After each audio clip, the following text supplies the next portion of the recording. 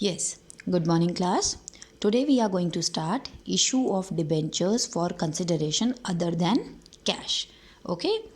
हमने शेयर्स में भी ये टॉपिक अभी नहीं किया था क्योंकि दोनों टॉपिक अब हम साथ में करेंगे. Very very very important topic और इसका एग्जाम में आपको डेफिनेटली क्वेश्चन आता है. तो चलिए स्टार्ट करते हैं. इशू ऑफ डिबेंचर का तो मतलब आप जानते हैं, डिबेंचर को इशू करना for consideration other than cash. आपको पता है ना, डिबेंचर कंपनी इशू करती है, डिबेंचर देती है लोगों को और उनसे बदले में क्या लेती है? पैसा लेती है, करती है. For consideration other than cash.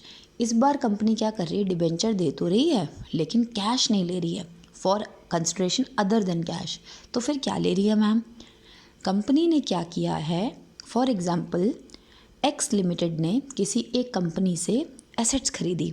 वो क्या बनाती थी? वो कंपनी मशीनरीज़ बनाती थी.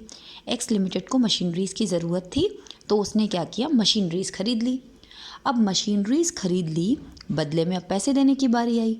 तो पैसा कह रही है, एक्स लिमिटेड कह रही है मेरे पास पैसा नहीं है, मैं तुम्हें अपनी कंपनी के क्या दे रही हूँ? डिबेंचर्स दे रही हूँ. तो इसका मतलब क्या हुआ? For consideration other than cash.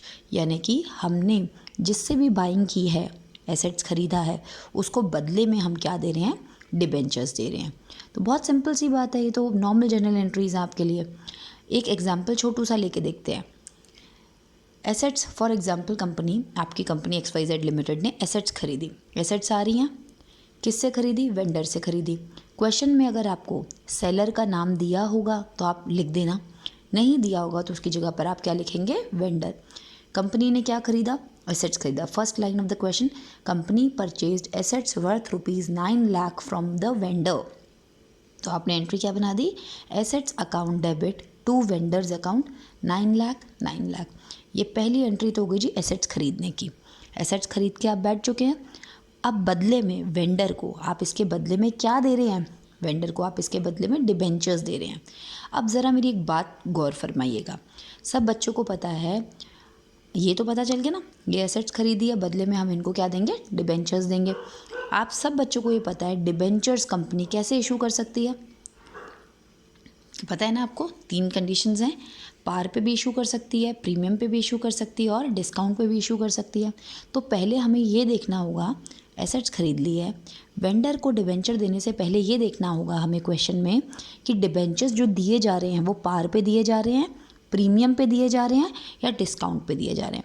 Company अपनी चीज़ को अगर पार पे बेचती है तो no profit no loss, premium पे बेचती है तो ऑब्वियसली प्रॉफिट है और डिस्काउंट पे बेचती है तो लॉस है. तो चलिए नॉर्मल एंट्री स्टार्ट करते हैं. पहला केस मैंने लिया कि एसेट्स खरीद ली. भाई वो तो पार प्रीमियम डिस्काउंट तो बात की बात है, पहले हमने क्या खरीद ली? एसेट्स खरीद ली और सिंपल एक एंट्री बना दी, एसेट्स डेबिट टू वेंडर. इसके बाद अब क्वेश्चन में लिखा है debentures were issue to the vendor. Vendor को उसके बदले में हमने क्या दे दिए? डिबेंचर्स दे दिए. हमें पहले ये पता करना होगा कि कितने डिबेंचर्स दे दिए. तो फर्स्ट एंट्री के बाद आप छोटा सा वर्किंग नोट में साइड में पता कर लेना कि हमने कितने डिबेंचर्स दे दिए. Number of debentures find out करने के लिए आप लोग सब जानते हैं कितने पैसे देने हैं. भाई कितने की एसेट्स खरीदी हमने? 9 लाख की. 9 लाख को ऊपर लिखिए, नीचे लिखिए issue price of debenture. Number of debentures कैसे फाइंड आउट करे जाते हैं? Number of debentures is equal to purchase consideration, यानी कि जितने का हमने उनको पैसा देना है, upon issue price. Issue price of debenture. हमने उनको पैसा कितना देना है? परचेजिंग कितने की है हमने? 9 लाख की. 9 लाख ऊपर लिखेंगे, एक डिबेंचर हम कितने का बेच रहे हैं. अभी मैं क्वेश्चन में लेकर चल रही हूँ कि हम अपना डिबेंचर को पार पे बेच रहे हैं. तो पार कितना होता है?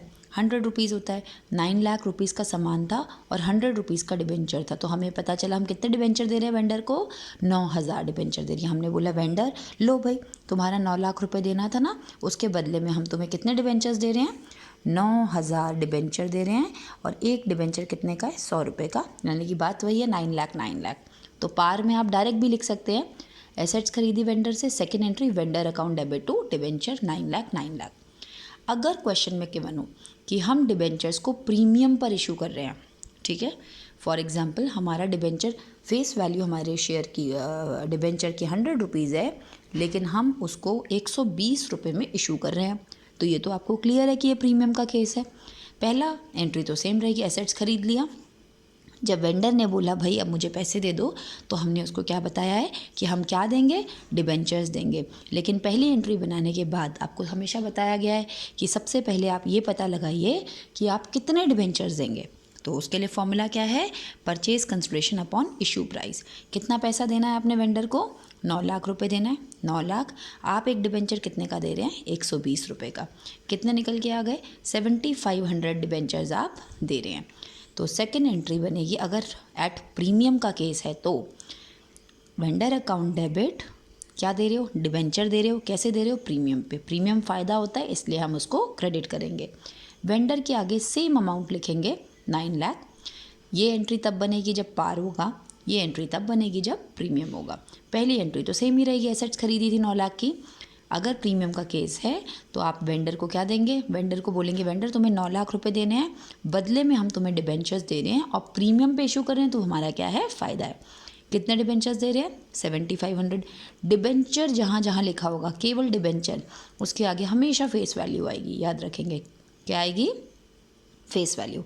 7500 डिबेंचर दे रहे हैं, एक की फेस वैल्यू कितनी थी, 100, 7.5 लाख। एक पर प्रीमियम कितना था, 20 रुपये, 120 है ना, तो 100 रुपीज़ की चीज़ 120 में है तो 20 रुपीज़ का प्रीमियम हो गया। तो 7500 डिबेंचर पे 20 रुपीज़ के हिसाब से कितना प्रीमियम है, 1.5 लाख रुपए। समझ आई बात।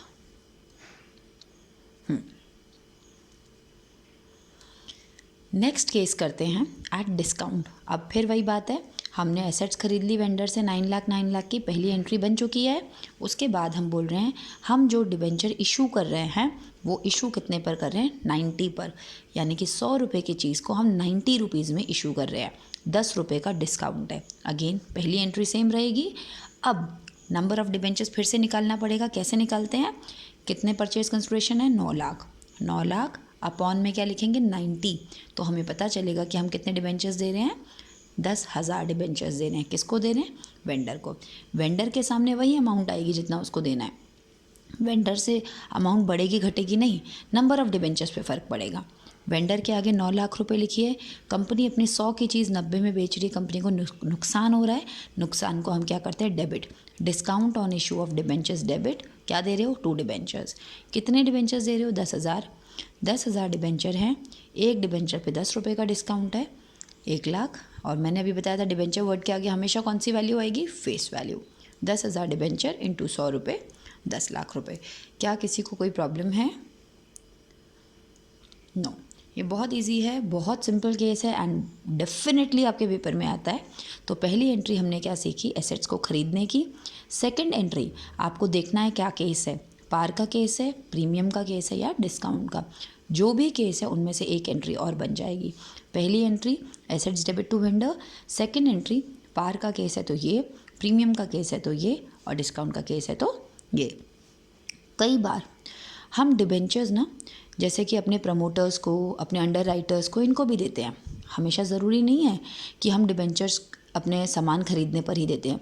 कई बार क्या होता है, प्रमोटर्स ने इनकॉर्पोरेशन के टाइम पे बहुत हेल्प की होती है ना, काम किया होता है ना, तो वो उस पैसे के बदले वो क्या कहते हैं कि हमें भैया पैसे मत दो, हमें क्या दे दो, कंपनी के डिबेंचर्स दे दो। तो कभी अगर ऐसा क्वेश्चन आएगा तो भाई देखो सिंपल सी बात है, एसेट्स आ रही थी तो एसेट्स डेबिट कर रहे थे, यहाँ पे इनकॉर्पोरेशन एक्सपेंसेस की वजह से आप देना पड़ रहा है, तो आप एंट्री बनाएंगे इनकॉर्पोरेशन एक्सपेंसेस अकाउंट डेबिट।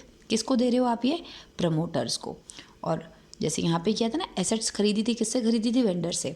यहाँ पे क्या खरीदा है, खरीदा तो कुछ नहीं है, खर्चा हुआ था इनकॉर्पोरेशन एक्सपेंसेस। किसने किया था ये खर्चा, प्रमोटर्स ने। अब बदले में प्रमोटर इसके क्या चाह रहे हैं, डिबेंचर्स से दो। Promoters account debit to debentures. Okay बेटा, ये क्वेश्चन नंबर 12 है बुक का। अब हम स्टार्ट करेंगे धीरे धीरे क्वेश्चंस। आई थिंक ये केस बहुत सिंपल है और आप सब बच्चे इसको अपने आप से कर पाएंगे।